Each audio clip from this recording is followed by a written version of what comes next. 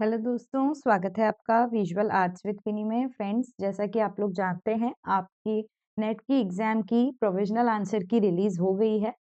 मैं सबसे पहले माफ़ी चाहूँगी क्योंकि नेट की एग्ज़ाम से पहले जो मैंने बहुत सारी क्लासेस का बोला था, तो वो लिमिटेड ही हो पाई, किसी मजबूरी के कारण वो चीज़ बीच में ही रुक गई थी, तो उसके लिए सॉरी। एंड आई होप आप लोगों का जो जितनी भी लिमिटेड 5-6 क्लास हुई होगी, उसने आपकी हेल्प की होगी।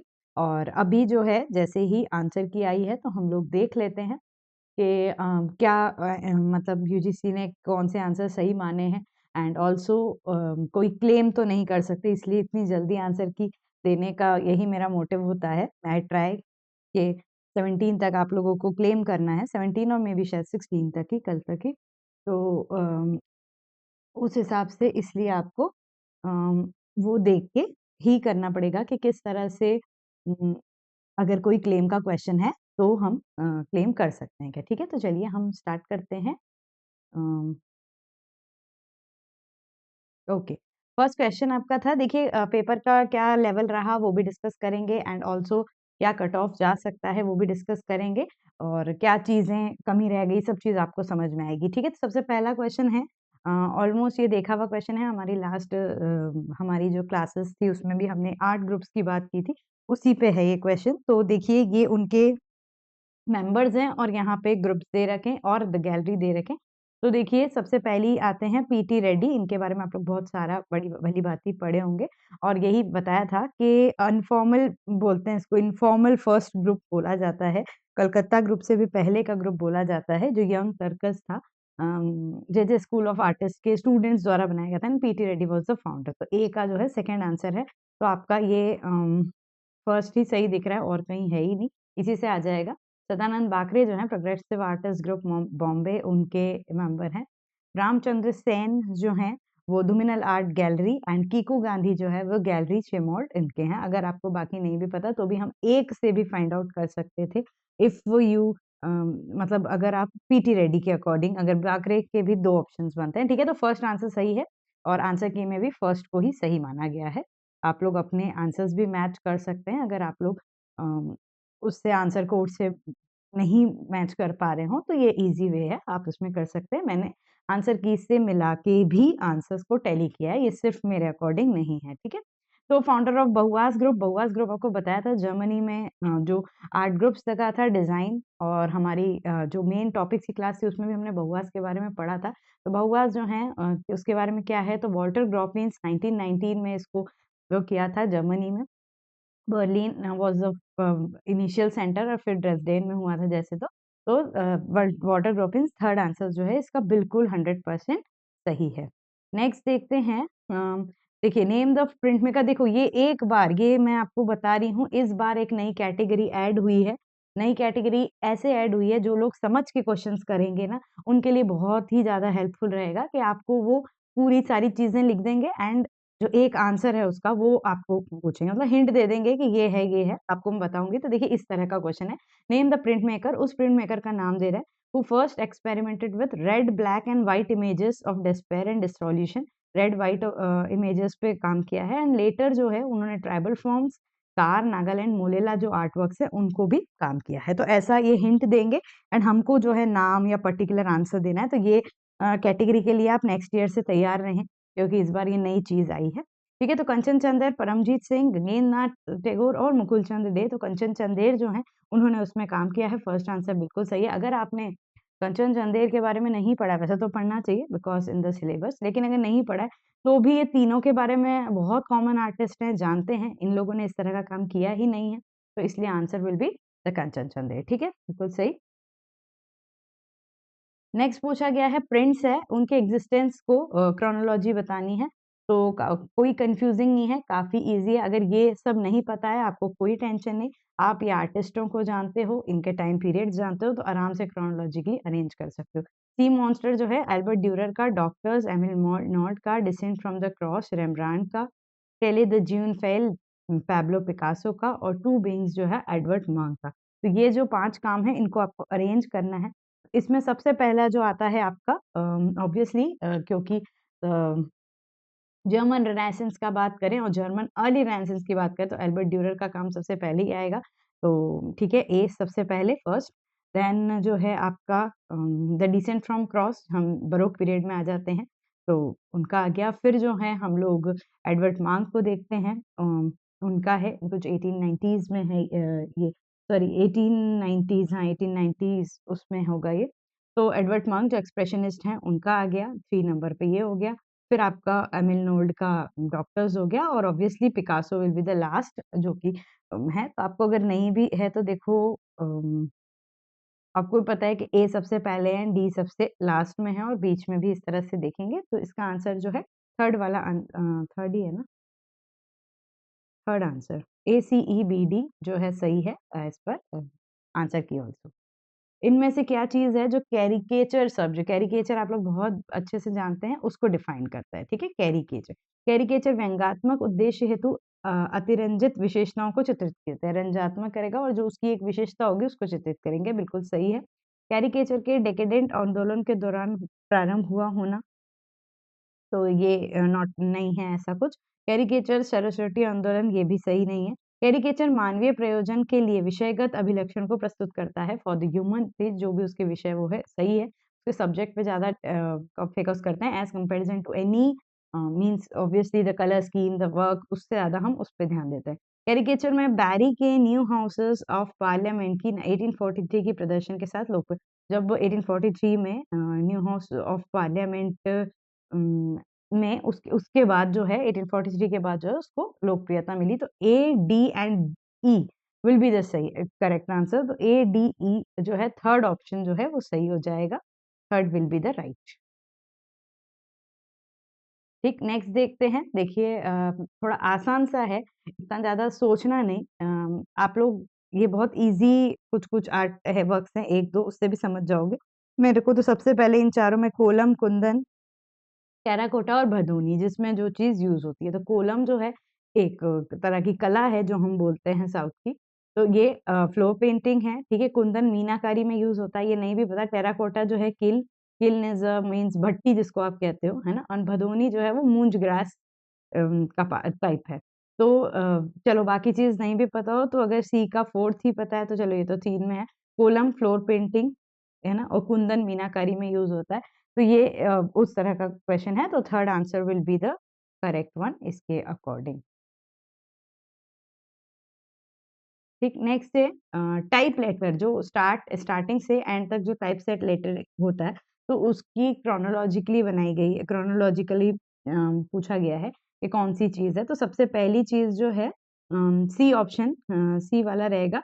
एक स्टील बार को लीजिए and create a raised letter, एक मतलब रेलिफ लेटर तैयार कीजिए, और उसको जो है स्टील डाई और पंच कहा जाता है, जिसको पंच टाइप में जो पंच कहा जाता है, ठीक है। तो सबसे पहले तो ये हो जाएगा। उसके बाद आपका यूज़ जो उन्हीं का जो पंच है उनको यूज़ करके later at the end of punch, या अब अगली बार हम भी थोड़ा-सा टाइप सेटिंग का प्रोसेस देखेंगे एग्ज़ाम के लिए, कि कैसे टाइप सेट हुआ जाता है, बनता है जो लेटर टाइप्स होते हैं। तो उसके बाद फिर आप उसके पंच को स्टैम्प करें on the small blocks of soft copies, ठीक है? फिर ये हो गया। उसके बाद जो है हमारा अम ये the matrix was locked, matrix को लॉक करके उसके मोड को एडजस्ट कीजिए, ठीक है? तो ये फर्स्ट आंसर जो है इसका सही है। उसके वाला बाद मिक्सचर ऑफ लेड, टिन और एनीमोनी सॉरी एंटीमोनी, उसको क्रिएट करना है, बनाना है, और उसके बाद क्या करना है, वो जो टाइप मेटल बना था उसको उसमें बोर कर देना है और हार्ड करना है। तो इस तरह से आपके जो टाइप सेट्स होते हैं, लेटर होते हैं, वो कैसे तैयार होते हैं उसकी बात है जो हम टाइप सेट में यूज़ करते हैं। तो ये ऑप्शन फर्स्ट जो है सही है। ठीक है, थोड़ा-सा out of the way question है मानती हूँ, लेकिन बाकी काफ़ी ईज़ी भी हैं कुछ क्वेश्चन्स, ठीक है? तो कुछ out of the way questions भी होंगे ऑब्वियसली, क्योंकि हमने अभी तक उस तरह जिस तरह से पढ़ा है, तो अभी टाइप सेट को कैसे बनाना है उसका प्रोसेस पूछ लिया गया है, ठीक है? एक म्यूरल पेंटिंग है, सबसे पहले इन चारों में से जो है वो एक म्यूरल पेंटिंग होगी। ये देखिए, ये वही वाली कैटेगरी है जो मैं बोल रही हूँ इंट्रोड्यूस हुई है इस बार। ये लुडोविको स्पोज़ा उनने कमीशन्ड किया था, ठीक है? लियोनार्डो दा विंसी ने बनाया था। डोमिनिशियन monetary of Santa मैरिया dahlia greasy उसको डेकोरेट करने के लिए बनाया था। म्यूरल 3 साल में कंप्लीट हुआ था, इतने से इतने तारीख इतने ईयर में। और ये म्यूरल पेंटिंग जो है बाद में पीटर पॉल रूबेंस द्वारा भी कॉपी किया गया था। ऐसी चीजें हैं, है ना? तो इनमें से एक दो भी हिंट आपको पता होती है तो आपका आंसर सही हो जाता है। जब आपको साल ही पता होता है तो उसी से पता चल जाएगा ये क्या है, द लास्ट सपर। ठीक है, द लास्ट सपर जो है उनके द्वारा मनाया गया था। इसके बाद आते हैं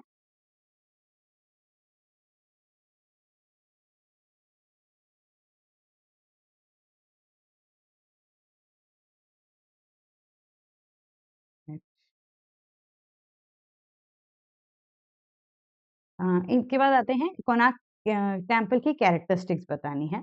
शिव टेम्पल को डेडिकेट है, बिल्कुल नहीं। सूर्य टेम्पल को हट जाएगा, 13th सेंचुरी में है, बिल्कुल सही। चोइस ह्यूज व्हील्स हैं, बिल्कुल सही। चोल पीरियड का है, नहीं, ये कलिंग पीरियड का है। और 70 मीटर हाइट है, तो सही है। अगर हाइट नहीं भी पता है तो भी ऑब्वियसली अगर आपको ये पता होगा कि शिव का नहीं है, सूर्य का टेम्पल है और चोल पीरियड का नहीं है, तो हम सही निकाल लेंगे। तो ACE will be the answer.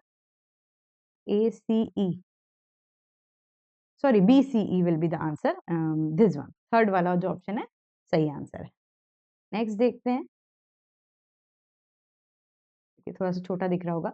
The application of aesthetic and artistic sensibility, आप लोग बोलेंगे कि इंग्लिश में क्यों है, बिकॉज जिसकी पेपर आया है उनने जिस लैंग्वेज में जो क्वेश्चन अटेम्प्ट किया होगा वो मुझे मिलेगा। ठीक है, aesthetic and artistic sensibility to utilitarian objects that successfully combing fine arts और applied art to create grills, grinds और विंडोज एक्सेट्रा। जो कुछ चीजें हैं वो एस्थेटिक मतलब ब्यूटीफुली और आर्टिस्टिक उससे का मैच है, और आप उसको मतलब उसको ऐसे यूज करते हो, ये भी वही कैटेगरी है।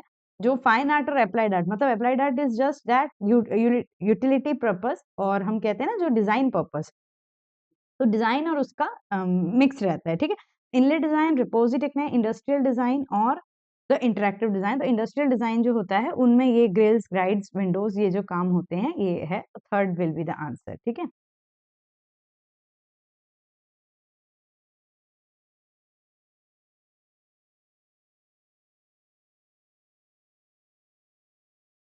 ठीक है। नेक्स्ट आता है द कैनन ऑफ प्रोपोर्शन की बात की गई है। कैनन ऑफ प्रोपोर्शन, जिसका मतलब है कि हम एक तरह से जो आपका इसको वो भी बोलते हो आप कि जो इजिप्शियंस में यूज हुआ गया है और आगे ग्रीक्स में यूज हुआ गया है, जो उसके स्कल्पचर का बोला जाता है कि किस तरह से आपकी मेजरमेंट होगी, द प्रोफाइल फेसेस और सारी चीजें, जो उसको आप ये बोला गया था ना, जैसे कि आपका एक प्रोफाइल फेस है, what is will be the measurements, तो वो सारी चीजें इंट्रोड्यूस हुई थी। तो उसके लिए क्या क्या कैनन ऑफ प्रोपोर्शन के लिए क्या क्या चीज एसोसिएट है, ये वाली बात है। ऐसा नहीं है कि मतलब हर चीज में मान लीजिए कोई एक ह्यूमन बॉडी होता है तो उसका एक प्रोपोर्शन होता है, अनुपात होता है। अनुपात का सिद्धांत एक तरह से कहेंगे। तो canon of proportion were well known to Greek मूर्तिकार 5th सेंचुरी BC में। कैनन ऑफ प्रोपोर्शन बहुत अच्छे से पता था ग्रीक, तो इसलिए वो चीज अप्लाई हुई थी। तो सही है भाई, बिल्कुल सही है। Canon of proportion begins under cantilevered school. तो नॉट नोन, इतना नहीं पता है। ठीक है, A B,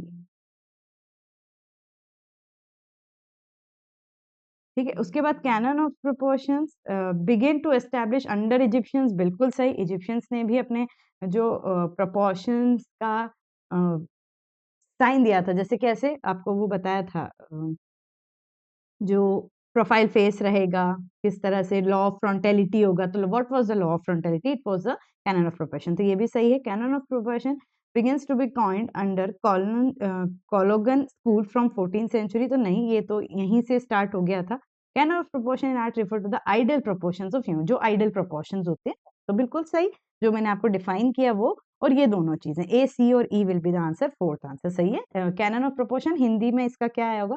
मेरे हिसाब से अनुपात का सिद्धांत ऐसा आया होगा। तो ये एक फंडामेंटल और हिस्ट्री कॉम्बाइन है। ठीक है, सेलिब्रेशन और ट्रस्ट बुल बहुत बार देखा है तैयब मेहता का। क्या है ये? तो ट्राइपेज है और एक्रेलिक कलर से है ना? अगर ट्राइपेज नहीं भी होता, एक्रेलिक होता, तो भी वो चीज सही होती। तो ये सही है। ठीक है, उसके बाद आते हैं जापानीज आर्टिस्ट जो है होकुसाई के बारे में बोला गया है। उनकी डिटेल हम, ठीक है, जब पेपर पढ़ेंगे तब देखेंगे। अभी आंसर्स पे फोकस करते हैं। तो ऑट्सो है, एक वर्क है जो पॉलीक्रोम वुड पर प्रिंट है। ग्रेट वेन ऑफ खानवा, हजार बार पता है आपको कि ये एक वंडर ऑफ एज उसमें भी आता है, 7 वंडर्स में भी आता है और बहुत बड़ा काम है उनका, ग्रेट वेन ऑफ खानवा।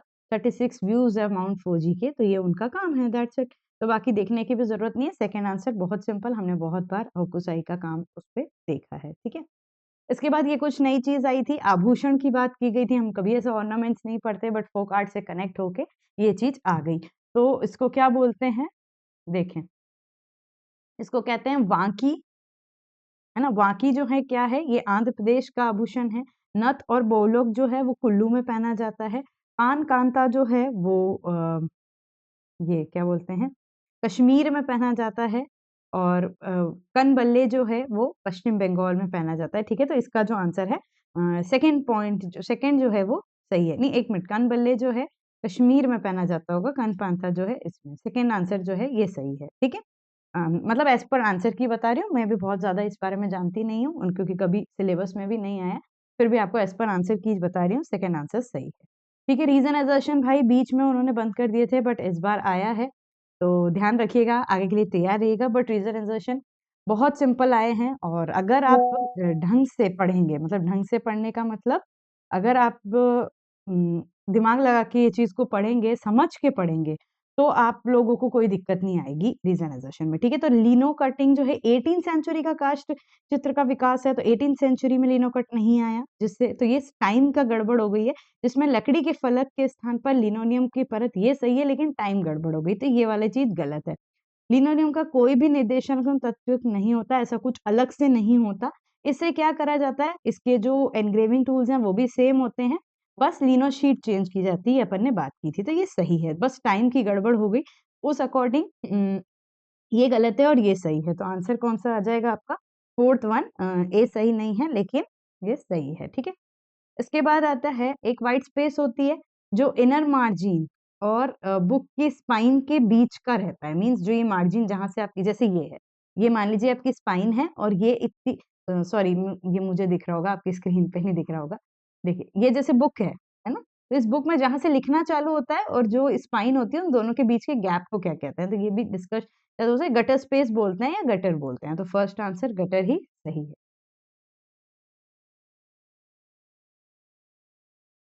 एक मिनट, थोड़ा सा ऊपर हो गया वो, ठीक है। एक व्हाइट स्पेस है जो कि इनर मार्जिन से स्प्रेड हुआ है वो, ठीक है।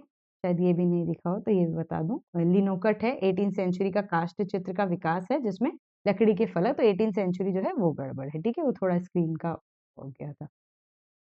चलिए नेक्स्ट देखते हैं। अभिकथन है, Bombay school of industrial art 1857 में खोला गया था, बाद में इसे जे जे स्कूल ऑफ आर्ट कह दिया गया था, ठीक है। बाद में इसे जे जे स्कूल ऑफ आर्ट का नाम दे दिया था। मुंबई कला विद्यालय परंपरागत तौर पे है, मूलतः ये एजेंसी है, फिर ब्रिटिश के उस पे स्थानांतरित हो गई, तो बिल्कुल सही है। 1857 ईयर भी सही है भाई, पहले चेन्नई फिर कोलकाता एंड, तो अगर हमने स्कूल्स पढ़े होंगे तो हमको बहुत इजीली पता है। प्रांतीय सरकार इसे अपनी आवश्यकताओं के अनुकूल आकारित करना चाहती थी तथा उसके संस्थापक की कामनाओं और लक्ष्य की पूर्ति के लिए, तो दोनों ही चीज सही है, तो इसलिए फर्स्ट आंसर ही सही है, सही व्याख्या भी है और दोनों चीज सही है, ठीक है। ये आर्ट स्कूल्स आपने बहुत बेसिकली, इस बार आर्ट स्कूल और आर्ट ग्रुप पे क्वेश्चन अच्छे आए हैं, ध्यान रखिएगा। हाँ, इस बार अच्छे आए, मैक्सिमम क्वेश्चन आए आर्ट स्कूल और आर्ट, ठीक है। ये देखिए एक और वही कैटेगरी है, डैश, स्त्री रूप पृथ्वी का प्रतिरूप है, जो बौद्ध धर्म और हिंदू धर्म को प्रतिमा विज्ञानी प्रथा में दृश्यमान है। बरहूत और सांची में यह रूप शाल भंजिका के नाम संकल्पना, अब आपने तो बहुत बार पढ़ा है, ये भी नहीं पढ़ा हो कोई बात नहीं। दीदारगंज और मौर्य कला की वह चंवर धारणी करते हो, तो चंवर धारणी यक्षी या चंवर धारणी को बहुत बार हमने बात की है, तो ये कौन होंगी, तो ये यक्षी होंगी, थर्ड पॉइंट बिल्कुल सही, एग्जैक्टली 100%। ये कोई है नहीं, पर अच्छा है, क्वेश्चंस अच्छे हैं, ऐसे सीधे सीधे क्वेश्चन से अच्छा अच्छे क्वेश्चंस हैं। ये बुक्स हैं, चारों बुक्स बहुत भली भांति बहुत बार नेट में आ चुकी है, तो मुझे नहीं लगता इसमें किसी को ज्यादा दिक्कत आई होगी। सुजैन लेंगर जो है फॉर्म एंड फीलिंग है, लियो टॉल्स्टॉय की व्हाट इज आर्ट बहुत फेमस, जॉर्ज सत्याना की द सेंस ऑफ ब्यूटी है, एंड कॉलिंग वुड की प्रिंसिपल ऑफ आर्ट, तो ये बहुत फेमस, आप एक आर्ट एकेडमिक्स भी हैं तो भी आप इसको जानते होंगे, तो fourth option is the correct one. Next देखते हैं, हाँ, ब्लैंक इज फोटोकेमिकल प्रोसेस है, प्रिंटिंग का है, जिसमें जिलेटिन से प्रिंटिंग होती है, तो जो फोटो लाइट के उसमें एक्सपोज करते हैं जिलेटिन से फोटोग्राफिक प्रिंटिंग लेते हैं, तो उसको क्या बोला जाता है, जो शायद प्रिंटिंग और उसमें बहुत अच्छे से जानते हैं उनके लिए कॉमन है, पर हाँ, जो पेंटिंग वाले हैं उनके लिए थोड़ा-सा नाम में कन्फ्यूज़िंग हो सकता है। तो देखो मोनोटाइप नहीं हो सकता। जो फोटो प्रोटोटाइप है ना इसी के उस मतलब हम उसको ही कोलोटाइप्स बोलते हैं। कोलोटाइप्स यही होता है, फोटोग्राफिक प्रिंटिंग ली जाती है उसको कहते हैं। तो आंसर कौन-सा होगा? कोलोटाइप। ठीक, नेक्स्ट देखते हैं, ये भी रिपीटेड क्वेश्चंस है क्योंकि ये सब आ चुके हैं, ये सेंटर्स आ चुके हैं इसलिए बता रही हूँ। तो सबसे पहले इसमें आ जाता है अपना बोरोबादू, जावा इंडोनेशिया का है। आनंद एंड परिनिर्वाण यही आ गया, देखो फर्स्ट से ही आंसर निकल आया, बाकी जरूरत भी नहीं है, अगर नहीं भी पता हो तो भी। आनंद और परिनिर्वाण बुद्धा जो है श्रीलंका में है। किटाडेल ऑफ एथेंस ऑब्वियसली एक्रोपोलिस, हमने एथेंस ग्रीक एथेंस पे जो बात की है अर्के केरा की। और पागन जो है वो बर्मा में है, तो ये आपका फर्स्ट आंसर सही हो जाएगा। एक ही ऑप्शन से हम बोरोबुदुर का जो टेम्पल जानते हैं अगर जावा में, तो भी हमें आंसर आ जाता है, ठीक है। ये एक और है फ्यूनररी मास्क कहाँ का फेमस है, तो एजियंस का है। अगर नहीं पता है वो भी, है ना, अगर वो चीज भी नहीं पता है तो हम क्या देखते हैं, एजियन सिविलाइजेशन है, नहीं तो नेक्स्ट ऑप्शन भी आप देख सकते हो। तो it's first is of Aegean civilisation. Funerary mask जो है वो एजियन का है। लेडी ऑफ ऑक्सिड जो है वो आर्किक उसका है, फोर्थ आर्किक बोलते हैं। लिप्स फाइटिंग अ सेंट्योर जो है ये आपका क्लासिकल एज का फेमस स्कल्पचर है। ये स्कल्पचर हमने क्लास में कर रखा है, ठीक है। लेडी ऑफ ऑक्सिड मानती हूँ नहीं किया है, ये कर रखा है। लकून and since the famous the Hellenistic sculpture है।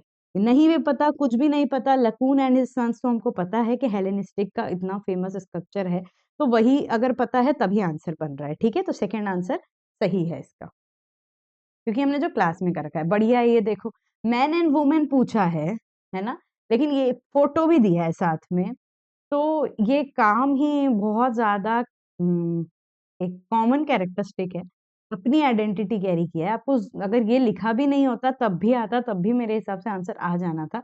ये गणेश पायन का हो नहीं सकता, लक्ष्मण गौड़ का नहीं हो सकता, जीएम शेख, सबकी अपनी अपनी आइडेंटिटी। चारों आर्टिस्ट अपनी आइडेंटिटी कैरी किए हुए हैं और बहुत मेजरली कैरी किए हुए हैं। थोड़ा सा कंटेम्प्रेरी आर्ट अगर समझते होंगे, जोगेन चौधरी आज की तारीख में बहुत फेमस स्कल्पचर आर्टिस्ट रहे हैं, इसलिए उन्हीं का काम आपने बहुत बार ऐसे चलते फिरते गैलरीज और इनमें भी देखा होगा। तो Jogen Chaudhuri is the correct one. Next है, ये अभी लास्ट क्लास में जो अपनी रिवीजन क्लासेस चल रही थी, मैंने उसमें भी कहा था कि सबके आप साइज जो है वो याद रखिएगा, पेपर के साइज याद रखने जरूरी है। तो A2 का जो साइज है वो आपका 594 में ये होगा, है ना, ठीक है। तो थर्ड ही आंसर है, देखो A2 A1 का भी पता होगा तो भी कोई दिक्कत नहीं, B4 A7 जरूरत भी नहीं है, ठीक है। ये आपका आ गया 841 मीटर, तो थर्ड आंसर जो है वो सही है। लार्ज टू फॉर्म्स, ये स्ट्रक्चर है, किसके द्वारा बनाया गया है? डीपी राय चौधरी, प्रदोष दास गुप्ता, हेनरी मूर और रामवी सुतार। हेनरी मूर द्वारा ये स्ट्रक्चर बना हुआ है, आप लोग देख सकते हैं। शायद ये हमारे पेंटिंग्स में हमने इंक्लूड नहीं किया होगा अभी तक, मुझे ऐसा ध्यान है, बट इट्स कॉमन कॉमन है। स्मॉल स्प्राइडर किसने बनाया है? बॉटिसेली, गैबो, काल्डर और ब्रांसुसी। देखिए कभी कभी स्कल्पचर का टाइटल से भी हम डिपिक्ट कर सकते हैं कि कौन से, अगर हम आर्टिस्ट को जानते हैं अच्छे से, है ना, तो कॉमन आर्टिस्ट हैं, अगर हम उनके स्टाइल वर्क को, उनके उसको जानते हैं, तो हम बहुत बार डिपिक्ट कर सकते हैं कि उनका काम क्या रहा है ना। तो इसलिए थोड़ा सा इस तरह से आप अंदाजा लगा सकते हैं। तो अलेक्जेंडर कार्डर, ठीक। उसके बाद नेक्स्ट देखते हैं, स्कल्पचर्स हैं, मूर्तिकार हैं, उनकी क्रोनोलॉजी दिखाई गई है, ठीक है। तो सबसे पहले आते हैं आपके डावियर वाला, पंसारे, वीपी कर्माकर, पटेरिया एंड श्रीखंडे, ठीक है। तो वीपी कर्माकर जो है वो सबसे वरिष्ठ हैं, उमेश पाटेरिया जो है सबसे छोटे हैं, तो आंसर सेकंड ही आ गया है, ठीक है। उसके बाद एनजी पंसारे आएंगे, ऑब्वियसली होंगे, देखो क्यों, क्योंकि डावियर वाले के टीचर हैं वो, ठीक। फिर रमेश पाटेरिया से पहले एसजी श्रीखंडे, ठीक है। तो सेकंड आंसर सही होगा, क्रोनोलॉजिकली चेक भी कर लिया है, बिल्कुल सही है। पीटर पॉल रूबेंस, बहुत फेमस और बहुत इजी क्वेश्चन है ये। बरोक टाइम पीरियड के फेमस कलाकार हैं, कौन है भाई? तो बरोक, देखो बरोक भी नहीं है, Flemish, Flemish obviously the Flemish artist बोला जाता है, काफी बार बताया है, तो फ्लेमिश बरोक के कलाकार हैं पीटर पॉल रूबेंस। इसके बाद आते हैं संचार, जो एडवर्टाइजमेंट होता है, अप्लाइड एडवर्टाइजमेंट में ब्लीड किसको कहते हैं, है ना। ब्लीड एक्चुअली अगर आम उसमें आप लोग ये सब जानते होंगे तो जरूर, इतना वो नहीं है, कॉमन है, और नहीं तो कोई बात नहीं, एक आध थोड़ा सा आउट ऑफ द वो भी आता है, लेकिन ब्लीड वही होता है जैसे कि एक मार्जिन छूट जाती हैं जो जो उसमें एरर देती है, प्रिंट में, पेपर में एरर देती है, जिसको ऐसा बोलते हैं, है ना। तो ये क्या है, तो प्रकाशन के सामर्थ्य में वृद्धि करने के लिए आयरन ऑक्साइड वर्षा जल और रंग से युक्त अंत्यादन फलों को विकसित करने का वर्धक प्रविधि नहीं, कोरों से परे किसी निर्देशन को विकसित करने की वह प्रविधि जिसमें जब पृष्ठ की कटाई की जाए तो निर्देशन बिना उपांत के दिखाई पड़े, मतलब जब उसकी कटाई की जाए ना तो वो आसपास बाउंड्री ना दिखे, उसको ब्लीड कहते हैं। तो ब्लीड जो है वो एक प्रॉपर कटिंग होती है जो आपकी गैप्स को नहीं दिखाए एक तरह से, ठीक है। तो ये सेकंड आंसर ही आपका सही है, तो second option is the correct. Next देखते हैं, एक फ्रेंच पेंटर हैं ये, ग्राफिक आर्टिस्ट हैं, स्टेन ग्लास आर्टिस्ट हैं, फोक आर्ट, फेरी टेल्स और जेविश लाइफ पे उन्होंने काम किया। देखो आर्टिस्ट फ्रेंच होंगे और उनका रशियन होमलैंड इतने से इतने साल तक रहा है, ठीक है। तो जॉन मीरो है, मार्क शगाल है, फ्रांस एंजेलिया है, जोसेफ ब्यूज है। पेंटर बोला गया ये हट जाएंगे, ठीक है। फ्रांस एंजेलिका जो है वो अपने संत कलाकार हैं, वो हट जाएंगे। जॉन मीरो और मार्क शगाल की बात करें तो मार्क शगाल जो है वो ऑब्वियसली फ्रेंच नेशनैलिटी के हैं, तो आंसर कौन सा हो जाएगा, थर्ड, सेकेंड आंसर सही है, मार्क शगाल। नेक्स्ट देखते हैं, एक मिनट थोड़ा देख लीजिए नीचे से, ठीक है। नेक्स्ट देखते हैं, इनमें से द किस जो गुस्ताव क्लिम्ट ने बनाई है उसकी कैरेक्टरिस्टिक, बहुत फेमस पेंटिंग है, बहुत बार देख के गए होंगे ऑब्वियसली। तो सबसे पहले वो एक ऑयल ऑन कैनवास है, सही है। इसमें रियल सिल्वर और गोल्ड को अप्लाई किया गया है, वो भी सही है। तो ए बी भी पता है तो भी आंसर निकल रहा है, देख लो, ठीक है, मैं इसलिए बता रही हूँ। तीसरा क्या है, ये ऑस्ट्रिक गैलरी वियना में प्लेस्ड है। तो मैं आपको बहुत बार जो भी काम होता है यही बोलती हूँ कि ये डिटेल्स देखिए, तो इस तरह से आपको सामने दिखती है डिटेल्स, ठीक है, A B and D. Next देखें, हाँ, इनमें से कौन है जो वीडियो एडवर्टाइजमेंट, तो टेलीविजन और वीडियो टेक्नोलॉजी के पायनियर नहीं है, पूछा गया है, ठीक है। कोई पर्सन नहीं देखा तो ये आ जाते हैं, लोगों को ऐसा लगता है, ठीक है। तो कौन नहीं है, तो विक्टर विंग्ड जो है वो नहीं है, बाकी तीनों जो हैं obviously Nam June Paik the pioneer of video art ही बोले जाते हैं, और टेलीविजन और वीडियो टेक्नोलॉजी से एसोसिएट कलाकार हैं। आगे फ्लक्सस से भी एसोसिएट रहे हैं, तो फ्लक्सस आर्ट से भी एसोसिएट रहे हैं। तो विक्टर विंग्ड जो है वो उससे एसोसिएट नहीं है, बाकी सब है। कोलोग्राफ, ये बहुत सिंपल क्वेश्चन आया था, कोलोग्राफिक प्रिंटिंग मीडियम है, सही है। फ्रेंच टर्म कोलर से डिस्क्राइब्ड है, जिसका मतलब कोलाज है, तो ये सही है। और इसमें क्या होता है, तो आप मटेरियल को, कार्ड है, स्ट्रिंग है, प्लास्टिक वायर है, उनको स्टिक करके प्रिंट लेते हैं, तो ये भी सही है। तो both are the correct and obviously the correct explanation. तो फर्स्ट आंसर जो है सही है इसका। नेक्स्ट देखते हैं, ये भी कॉमन आया है, जानते होंगे, चायरस क्यूरो के बारे में जानते होंगे, जो है Leonardo da Vinci, Raja Ravi Varma, कैरेवेजियो, रेम्ब्रांड, इनसे कनेक्ट रहा है and highly associate with the oil painting. Oil painting से होता है क्योंकि वो लाइट और शेड के कॉन्ट्रास्ट पे बात करता है, तो इन सब कलाकारों ने उसको यूज भी अच्छा किया है। As is use to desire the depiction of light और shade and the handling of shadows obtain it from slow drawing of oil paint. Oil paint से जो लाइट शेड का हैंडलिंग हो जाता है फिर, तो दोनों सही है और उसका एक्सप्लेनेशन भी सही है, इसलिए फर्स्ट आंसर सही माना गया है। नेक्स्ट देखते हैं, एनग्रेविंग टूल है, ये तो बहुत कॉमन क्वेश्चन था, बार बार आपको टेक्निक्स, इस बार प्रिंट मेकिंग की टेक्निक का एक भी क्वेश्चन नहीं आया है, सब टूल्स पे आए हैं, तो ध्यान रखिएगा, टूल्स एंड नोमेनक्लेचर पे आए हैं। तो एक एनग्रेविंग टूल है, पतली सी स्टील रॉड होगी, डायमंड सेक्शन पॉइंट होगा, मतलब पतला सा पॉइंट होगा, उसको क्या बोलेंगे, तो ऑब्वियसली क्या बोलेंगे, उसको ब्यूरिन बोलेंगे, जिसको आप ग्रेवर भी बोलते हो, जिससे आप एनग्रेविंग करते हो, तो ये ब्यूरिन, ठीक है। सांझी, सांझी कला जो है फोक आर्ट, बहुत इजी वाली आई है, मतलब कॉमन आई है, इजी नहीं, सब लोग जानते ही हैं इनके बारे में। तो सांझी कला कहाँ की है, तो यूपी की कला है, यूपी की बोलते हैं, ब्रिज एरिया की कला है ना, तो ब्रिज एरिया कहाँ वो बोला जाता है, मथुरा एंड वृंदावन, तो सी इज द सही है करेक्ट आंसर। बाकी तीनों तो एकदम नेगेटिव, मतलब अपोजिट ही ऑप्शंस हैं, तो इसलिए उसको उस पे वो बोला जाता है, ठीक है।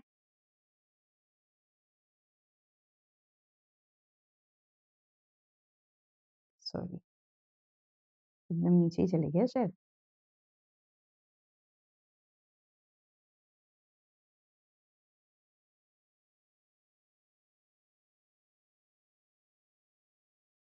ठीक है, नेक्स्ट देखते हैं सम्राट अशोक बौद्ध कला के सर्वप्रथम संरक्षक थे, बिल्कुल सही, मौर्य पीरियड। देखो, जो उस चीज़ को समझ के पढ़ता है ना, उसके लिए ऐसा हलवे जैसे क्वेश्चन आते हैं ये, अगर हमें समझ में आता है तो। तो ऑब्वियसली कलिंग युद्ध के बाद उनके सम्राट अशोक मतलब वो कलिंग युद्ध जब हुआ, उसके बाद उनको करुणा और बहुत जो दुःख हो गया था, इतना वॉर्स हुए थे, उसके कारण उन्होंने बौद्ध धर्म को अपनाया था, प्रोत्साहित किया था और उसका आर्ट इनिशिएट किया था। तो बिल्कुल सही है, both are correct and R A की सही व्याख्या है। ठीक है? यह भारतीय छापा कलाकार कौन है? ये भी देखो वही साइन किया, जो कोलोग्राफी में कार्य करती हैं। 1, 2, 3 2-3 हिंट है, ठीक है? तथा उनका बिंब विधान भारतीय महिला के रूप में उनके अनुभव पर आधारित है। ऑब्वियसली इनिशियल आर्टिस्ट हैं, प्रिंट मेकिंग में काम करने वाली, ये भी ध्यान रखना और कोरियोग्राफी। और उसके बाद एक बहुत फेमस जो सब लोग जानते होंगे, उनके जो हस्बैंड है, वो कौन है? रतन पारीमो है। तो भाई ये मैं बार-बार बोलती थी कि कपल आर्टिस्ट को याद रखिए, आंसर्स ऐसे क्रैक होते हैं। तो कौन है? नैना दलाल एंड रतन पारीमो हस्बैंड वाइफ है एंड इनिशियल मतलब भारत की नामी प्रिंट मेकर्स में से मानी जाती हैं, इनिशियल प्रिंट मेकर्स में से मानी जाती हैं और उनके हस्बैंड जो हैं कला इतिहासकार हैं। ठीक काम और इनको मिलाते हैं। नंदलाल बोस सामने दिख रहा है काम। Gaganendranath Tagore meeting at staircase है। विनोद बिहारी मुखर्जी का ट्री लवर है, एक वो अंकल जी खड़े हैं पोर्ट्रेट चेयर्स में फुल लाइफ और अब्दुल रहमान चुगताई का तपस्वी बुद्ध है। तो इसमें आंसर कौन सा है? आप सेकंड वाला आंसर सही हो जाएगा। ठीक है? उसके बाद किसी चित्र समतल में एकल चिन्ह के गुरुत्वाकर्षित साम्य पर संतुलन अंतर्निहित नहीं होता। ठीक है? गुरुत्वाकर्षण वो मतलब उसका जो पूरा बैलेंस्ड होता है, उसमें आपका जैसे मान लीजिए जो पूरी पेंटिंग है, उस पूरी पेंटिंग में अगर आप एक अम वर्ड नहीं बोल पा रही हूँ। लेकिन उसका जो एक पूरा आकर्षण होता है, ठीक है? उस चीज़ में बैलेंस जो है वो बेस नहीं करता है, ऐसा बोला गया है। तो करता है भाई, ऐसे कैसे नहीं होगा? बैलेंस जो है पूरे उसके जो सरफेस है उसके बैलेंस को बताता है, तो ये सही है। और कला के सिद्धांतों के अनुसार संतुलन इतने प्रकार के सममित, असममित और त्रिविजीय संतुलन, तो ये सही है और ये गलत है ना? वो मैं तो ये जो गलत है और ये सही है, मतलब आंसर कौन-सा हो गया? फोर्थ वाला हो गया, ठीक है? नेक्स्ट देखते हैं, इसको भी क्रोनोलॉजिकली अरेंज करना है। 100 केन्स, अ बिग स्प्लैशर, कैप्री पैट्री, reflections of big dipper and Frida and Diego Rivera. तो देखो नहीं भी पता तो आपको आर्टिस्ट के वो पता है, सिंपल इज दैट। तो फ्रीडा kahlo ऑब्वियसली सबसे पहले तो सेकंड ही सही है, ठीक है? उसके बाद और चेक कर लेते हैं। बिग डिपर, जैक्सन पोलोक, ठीक है? उसके बाद के फिर आपके एंडी वरहोल आते हैं, पॉप आर्टिस्ट और फिर आपके हॉकनी और जेसबियुस, ठीक है? तो ये सही है, सेकंड आंसर सही है। नेक्स्ट देखते हैं, टिशियन है भाई, किसको? टिशियन विसेली, जिनको हम बोलते हैं बहुत famous artist, the artist of colours, the artist of impressions, है ना? मतलब कलर्स, सॉरी, जो यूज ऑफ कलर्स बहुत ब्यूटीफुली, है ना? बेलिनी के शिष्य माने जाते हैं। तो कौन कहाँ के हैं वो लोग? वेनेटियन हाई रेनेसां आर्टिस्ट टिशियन और जॉर्जियन जिनको हम कहते हैं। तो सिंपल आंसर है। उसके बाद बताओ, ग्रुप 1890 कितना आसान ये भी ग्रुप क्या आ गया कि उसके दो आपको मेंबर्स देखने हैं इनसे, ठीक है? BC,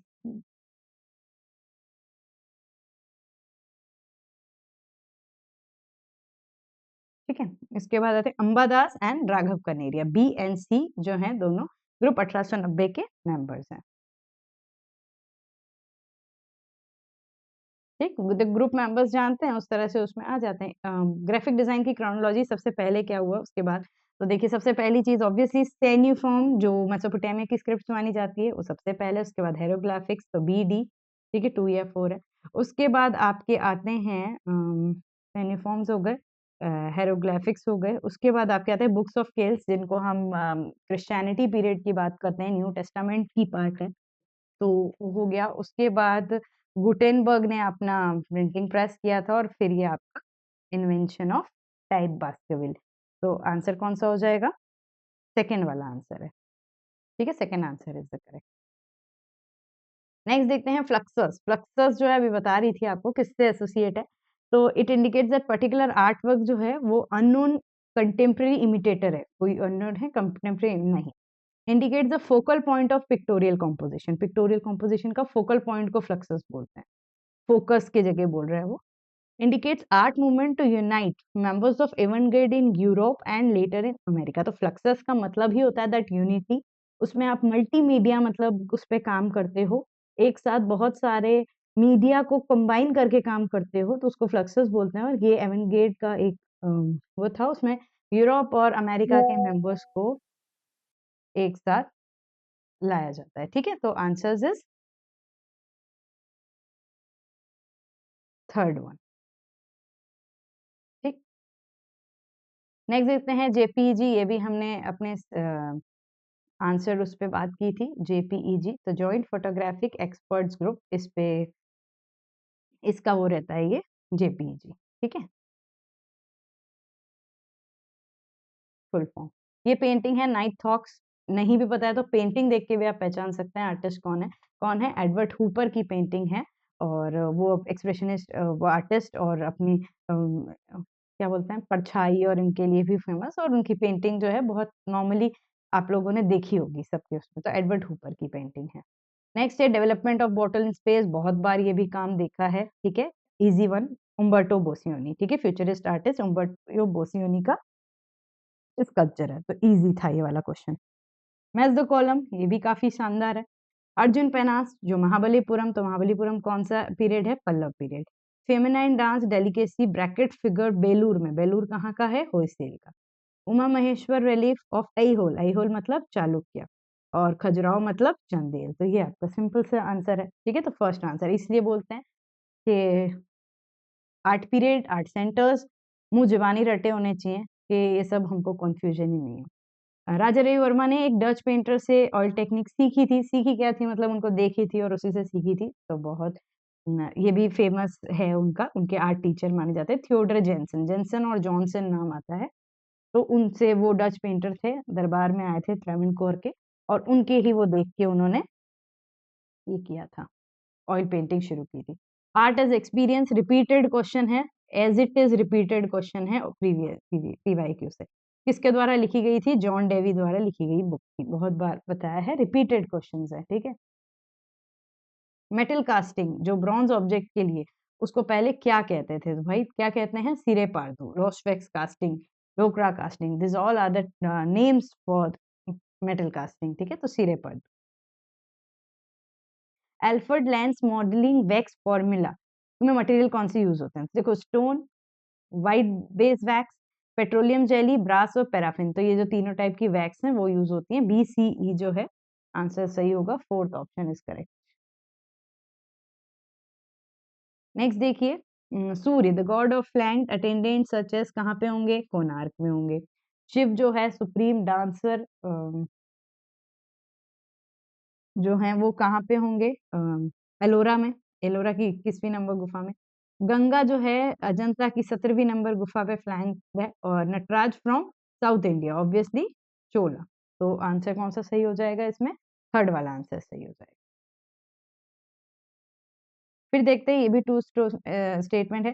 calibration is refer to adjusting the colour setting on the monitor. Monitor में जो कलर सेटिंग होता है to produce a more accurate screen image keeping printing of keeping printing of the image in consideration। ठीक है, वो है as it is a method that adjusts highlight, shadow, midtones to determine the overall appearance of image when printed। तो editing के समय जो ये चीज है वो हो रही है।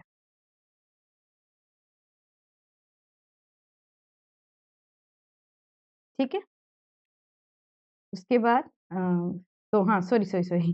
तो क्या है? तो both are the correct. A and R both are correct and R is the correct explanation। तो फर्स्ट आंसर जो है ये सही है। नेक्स्ट है क्रोनोलॉजिकल है। वह क्रोनोलॉजी है। बहुत कॉमन आर्टिस्ट आर्टिस्ट सामने दे रहे हैं। विमान सुंदरम, अंजलि गीला मैनन, गोगी सरोज पाल, जतीन दास, अर्पिता सिंह। ठीक है, तो ये इनकी chronology as per the birth year लगानी है। तो देखते हैं, सबसे पहले है अर्पिता सिंह, ठीक है? अच्छा यही आ गई, ठीक है? अर्पिता सिंह, देन अंजलि ईला मेनन, ओके, देन जतिन दास, विमान सुंदरम एंड गोगी सरोजपाल, ये उनका सीक्वेंस है। आप लोगों ने अगर क्रोनोलॉजिकली आर्टिस्ट को बहुत अच्छे से कर रखा होगा, उनके साल और उनके सब कुछ ईयर, बर्थ ईयर बार-बार बोलती हूँ, ध्यान रखिएगा, तो ये आंसर, क्योंकि हर बार ये क्वेश्चंस बन रहे हैं, ठीक? चाइनीज आर्ट, पिछली बार भी इसकी क्रोनोलॉजी टाइमलाइन पूछी गई थी ईयर की, और अभी भी। तो टांग डायनेस्टी जो है 10th सेंचुरी तक एसोसिएट करती है, तो ये आपका ए का फोर्थ है, ए का फोर्थ यहीं पे, अच्छा दो जगह पे, ठीक है, ए का फोर्थ है। फिर किंग डायनेस्टी जो है आपका 13th सेंचुरी से 14th सेंचुरी रहती है। युआन जो है 17th सेंचुरी, मतलब जो जिसको हम मॉडर्न से पहले की जो डायनेस्टी होती है। और ये सोंग या सुंग आता है, SUNG, ये जो है टांग्स के बाद जस्ट जो होती है वो एसोसिएट होती है, ठीक है? तो ये आपका ऑप्शन है, और इसका आंसर क्या हो जाएगा? सेकेंड वाला आंसर सही है। नेक्स्ट देखते हैं, वर्क है और सामने काम है, आर्टिस्ट है। तो हेनरी माथिस का still life with goldfish common painting है। जॉर्ज सूरैट का संडे आफ्टरनून, ये संडे आफ्टरनून ही है, उसका बड़ा सा नाम लिखा है। काजिमिर मालेविच सुपरमेटिस कॉम्पोजिशन, एंड पिएट मोंड्रियन का composition with red yellow blue. तो कॉमन आंसर है ये, कॉमन वर्क से देखिए, ये कोई ऐसे बहुत बाहरी या बहुत ज्यादा एग्जैगरेट होके नहीं आए हैं, ठीक है? सेकंड ऑप्शन बन रहा है। फिर आते हैं लाफिंग फेस इंक में, और man riding a donkey, night of dream and trees ink में। किसने बनाया? तो लाफिंग फेस आपने बहुत बार देखा होगा काम, ठीक है? किसने बनाया है? रविन्द्रनाथ टैगोर ने बनाया है, द एक्सप्रेशनिस्ट। इसके बाद आते हैं ओडिशा की अपनी एक यूनिक फॉर्म है, bold red yellow and green dancing elephants and parrots, जो कि व्हाइट आउटलाइन से बने गए हैं। Developed initially to make the rath hangings of Puri temple, Puri temple के हैंगिंग्स के लिए बनाया जाता है, और not, but now majorly use for umbrellas garden में। तो इस टेक्सटाइल फोक आर्ट, ओडिशा की जो टेक्सटाइल फोक आर्ट है, उसको क्या कहते हैं?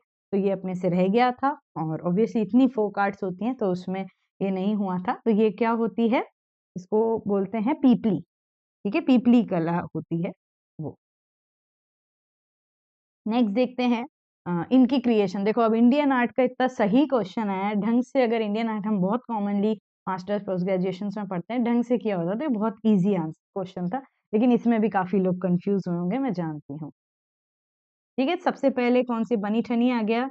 Nooruddin मनकू, Krishna lifting, obviously. देखो, अब बनी ठनी है 18th सेंचुरी, निहाल चंद की बात है, बाद की बात है ना? नूरुद्दीन बूंदी बीकानेर स्कूल की बात है, ये भी बात की बात है। मनकू जो है आपके कृष्ण विद गोपीज बशोली की बात है। तो यहाँ पे हम सबसे पहली बात कहाँ पे कर देते हैं? अकबर के टाइम पीरियड की 16वीं शताब्दी की। तो सबसे पहले कौन आएगा? मिस्कीन, मिस्कीन लिफ्टिंग माउंटेन गोवर्धन, अकबर का टाइम की बात हो रही है, ठीक है? तो सबसे पहले ये आ जाएगा, डी, है ना? उसके बाद जो है आपका यही शाहजहां, जस्ट जो 17th सेंचुरी, DE। फिर आपकी बनी ठनी सॉरी, बनी ठनी नहीं, ये कृष्ण ऑन स्विंग आ जाएगा। फिर आपकी मनकू भशोली पेंटिंग आ जाएगी, और फिर आपकी किशनगढ़ आएगी, जो आपकी 18th सेंचुरी की है, ठीक है? तो इस तरह से फोर्थ आंसर सही हो जाएगा। चलिए, इसमें देखते हैं जापानीज, उसमें इकेबाना। इकेबाना ये भी एक बार नेट में ही आ चुका है पहले भी। क्या बोलते हैं? फ्लावर अरेंजमेंट के प्रोसेस को इकेबाना बोलते हैं। यामाटो एक ट्रेडिशनल जापानीज स्टाइल थी, उसको कहते हैं।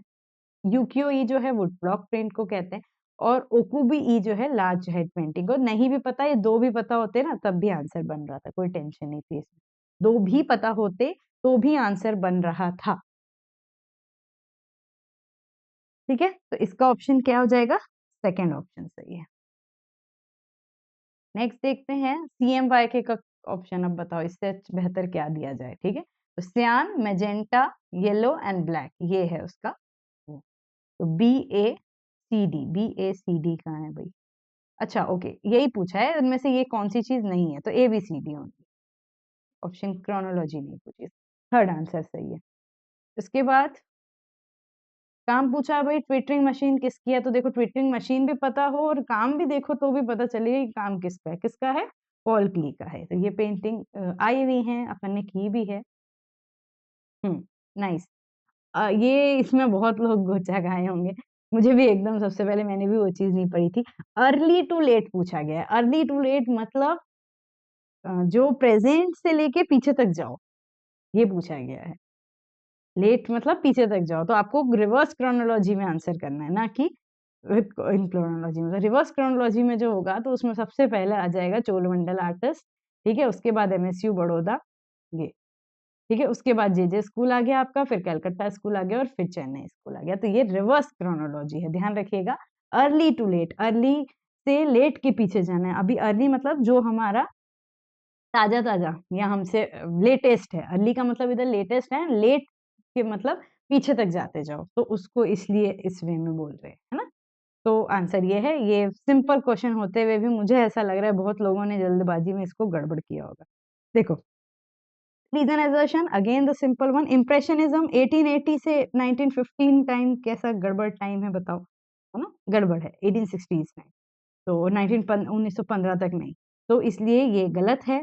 और इसमें आर्टिस्ट कौन से थे? Auguste Renoir, Edgar Degas, Alfred Sisley, और ये थे, तो सही है। ये करेक्ट नहीं है, फर्स्ट करेक्ट नहीं है, लेकिन ये सही है, तो फोर्थ आंसर सही है। नेक्स्ट एक और आ गया कॉन्ट्रापोस्टो। कॉन्ट्रापोस्टो दैट वन। शरीर के विभिन्न भागों को प्रस्तुत करने का वह तरीका है, जो पूरे भाग है, जिसमें कि किसी केंद्रीय ऊर्ध्वाधर अक्ष के चारों ओर त्रियंक रूप से संतुलित होता है। मीन्स एक एक्सिस के अलोंग वो पूरा संतुलित होता है, तो सही है।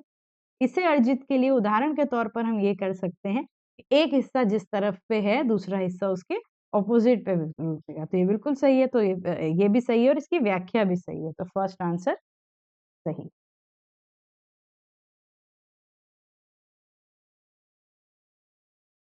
नेक्स्ट देखते हैं, ये भी थोड़ा-सा वो आउट ऑफ द वे है, हम इतना ज़्यादा नहीं जानते हैं पटीना का ही, क्योंकि इतनी बार से पटीना, पटीना आ रहा है, तो इसलिए शायद पटीना को भी डिटेल में बता दिया गया है या पूछ लिया गया है।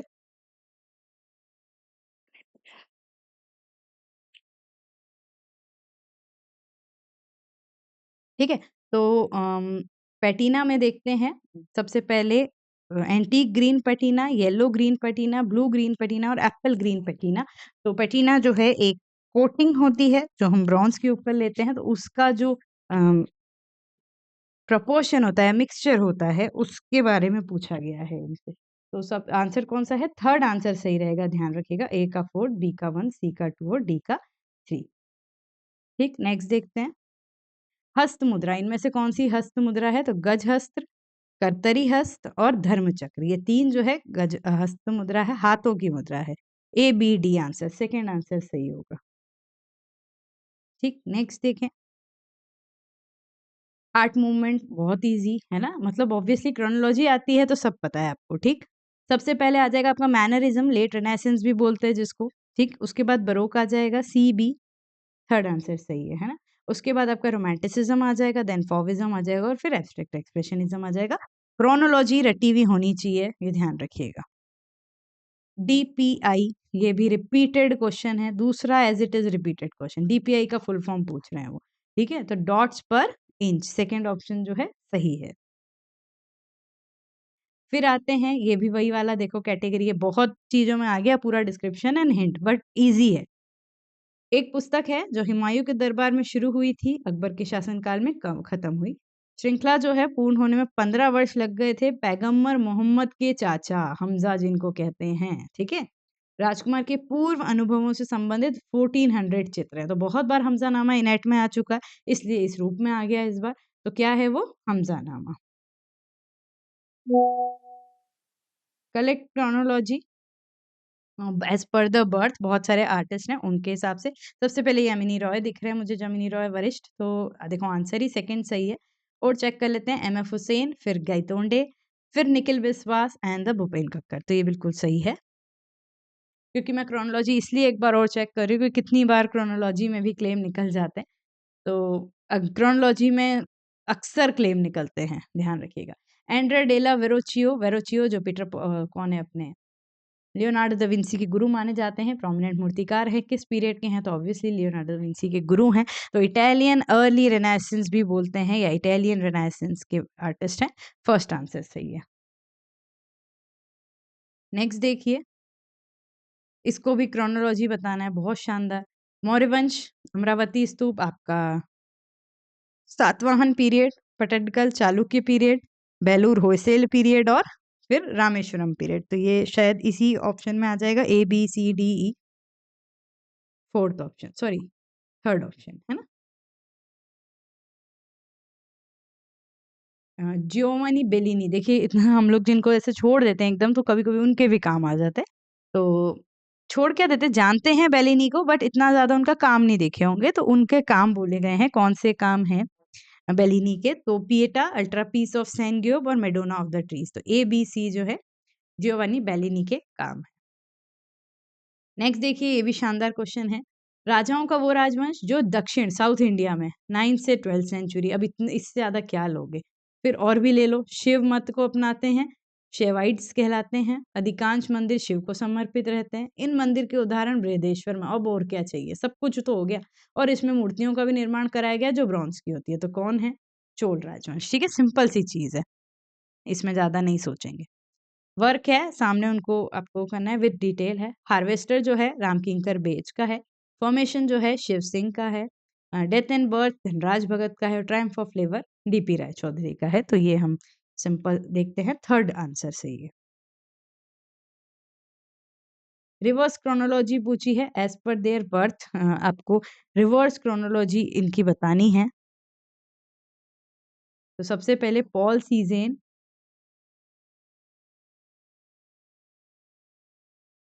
एक मिनट हम पहले इसमें देख लेते हैं। एयर पॉल सीजेन,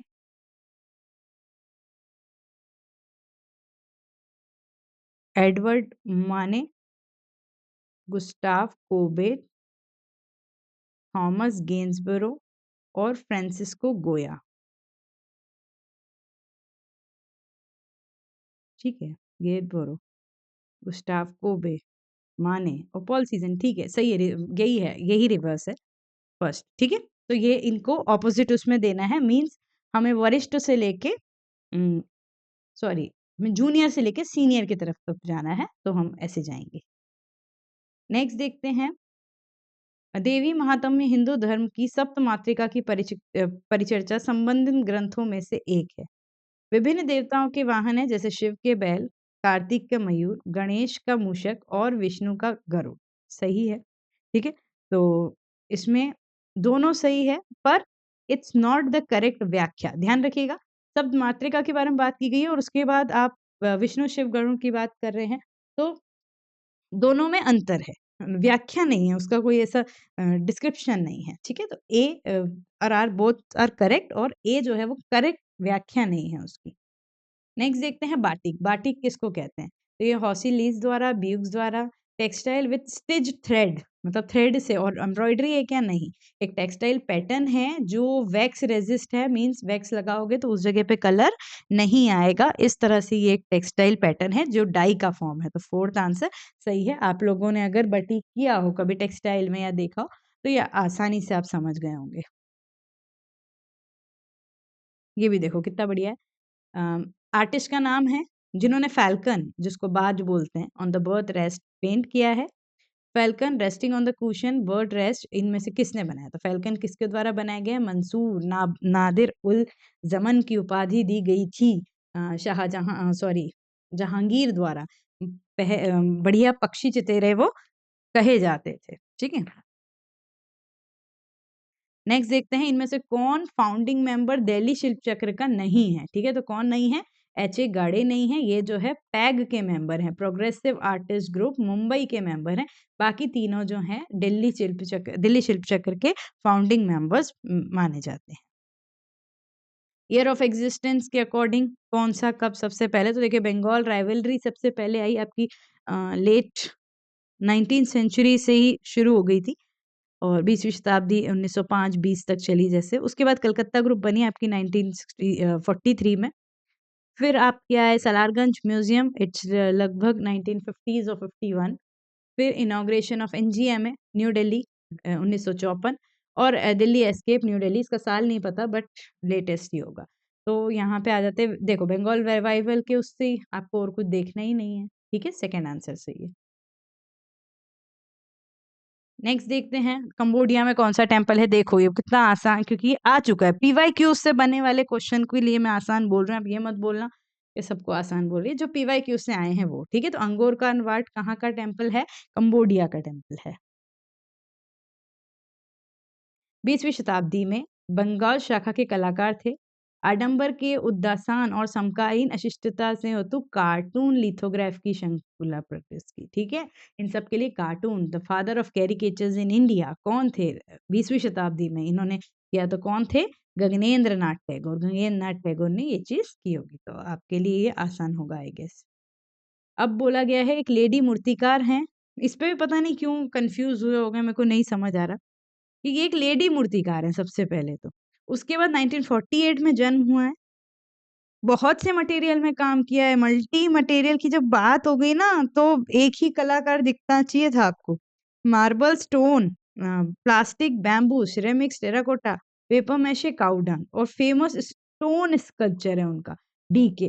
तो कौन है? लतिका कर्ट, जिसकी जिनकी लास्ट ईयर डेथ हुई है, इसलिए वो करंट के फॉर्म में क्वेश्चन बनाया गया है। तो और बहुत सारी मीडिया में काम करती हैं, कोई एक मीडिया को स्पेसिफाई हम कर ही नहीं सकते। क्रोनोलॉजी बतानी है, ये भी आपका टाइमलाइन का क्वेश्चन है। सबसे पहले आपकी मौर्य डायनेस्टी ऑब्वियसली, फिर आपकी गुप्त डायनेस्टी, फिर इनमें से आपका आ जाएगा Vijayanagara rule 14 century, Mughal 14 century से लेट तक चली। मुगल जो है आपकी 16वीं शताब्दी में आए थे, और फिर जो आपके ब्रिटिशर्स आए थे तो वो हो गए। तो आंसर कहाँ से आ जाएगा? कौन सा नंबर आंसर है? Third number. हाँ ठीक है, third number is correct. Next देखते हैं टेम्पल, बृहदेश्वर टेम्पल का वो बताओ, है ना? कितना शानदार है। शानदार इसलिए है क्योंकि आपको ऐसे क्रोनोलॉजी पूछी, और इसमें इसलिए शानदार बोल रही हूँ कि आंसर साफ साफ दिख रहा है, और कुछ में कंफ्यूजन भी हो। आपको ये तो पता है गर्भगृह सबसे एंड में होता है, गर्भगृह बी नंबर है, बी नंबर सबसे एंड में है। ठीक है, फिर भी बता देते हैं। गोपुरम जो एक गेट होता है, ऑब्वियसली गेट सबसे बाहर, और और मंडप सबसे अंदर, तो ये सी और बी हो गया। बीच में डी आता है नंदी मंडप, आगे नंदी वो रहते हैं जहाँ पे उनके वाहन का वो रहता है। फिर आपके महामंडप आता है, फिर अर्ध मंडप आता है, एंड देन द गर्भगृह। तो सेकंड आंसर सही है। नेक्स्ट देखते हैं। हाँ, द्रविडियन आर्किटेक्चर का टेम्पल कौन सा नहीं है पूछा था भाई, है ये नहीं। महाबलीपुरम है, sun temple Martand, Kashmirian temple, Kashmir style है, ग्रीक बाइजेंटाइन का इफेक्ट है ना, नॉर्थ की बात हो रही है, तो ऑब्वियसली आपको एक सिंपल सा ही क्वेश्चन है, सिर्फ लोकेशन पे भी देखेंगे ना, तो बात वही है कि उतनी ऊपर द्रविड़ आर्किटेक्चर पहुंचेगा कैसे, है ना? तो इसलिए मार्तंड सन टेम्पल है, वो नहीं है। कैलाशनाथ एलोरा में बिल्कुल है। और एलिफेंटा बॉम्बे को भी देखिए, अभी तक कोई क्लेम क्वेश्चन है नहीं, और वैसे मैं आपको बता दूं कि क्लेम क्वेश्चन इस बार कुछ भी नहीं है, तो मत अपने पैसे बर्बाद कीजिएगा। नहीं है क्लेम क्वेश्चन। इसमें ज़रूर ये चीज़ हो सकती है कि एलिफेंटा जो है वो ब्लेंड है आर्किटेक्चर्स ऑफ द्रविड एंड